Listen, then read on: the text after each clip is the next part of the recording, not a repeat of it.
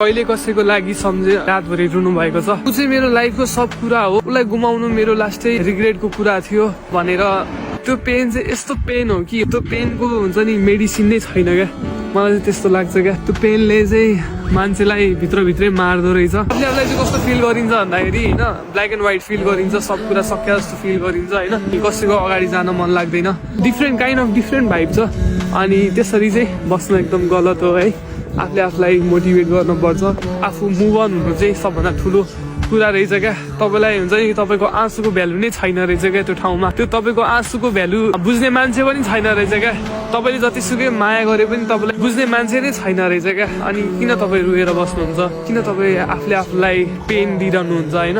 तपाईँ त्यो पेनबाट चाहिँ निस्किनुपर्छ। त्यो पेनबाट चाहिँ तपाईँले गेन गर्नुपर्छ धेरै कुरा होइन। माया चाहिँ त्यस्तो कुरा हो, तपाईँले रोएर पाउनु हुँदैन, कसैलाई जताएर पनि पाउनु हुँदैन। त्यो भनेको नेचुरली कुरा हो। बस्छ भने होइन अटुट बस्दिन्छ, बस्न सकेन भने त्यो बस्दैन क्या। जतिसुकै कर गरेर पनि जेसुकै गरे पनि कहिले पनि हुँदैन। अनि त्यही भएर चाहिँ कसैको लागि रोएर कराएर केही हुनेवाला छैन। तपाईँहरू चाहिँ त्यस्तो काम नगर्नु होला। अनि आफूले आफूलाई एकदमै खुसी बनाउन सक्नुपर्छ। खुसी जसरी पनि पाइन्छ र अरूलाई पनि ट्रस्ट गर्नु होला। तपाईँको रङ पर्सन गयो भने राइट पर्सन आउन लागेको पनि हुनसक्छ। त्यो इन्जोय गर्नु होला। तपाईँले तपाईँको लाइफलाई चाहिँ इन्जोय गर्नुपर्छ। त्यही भन्न चाहन्छु यार म त।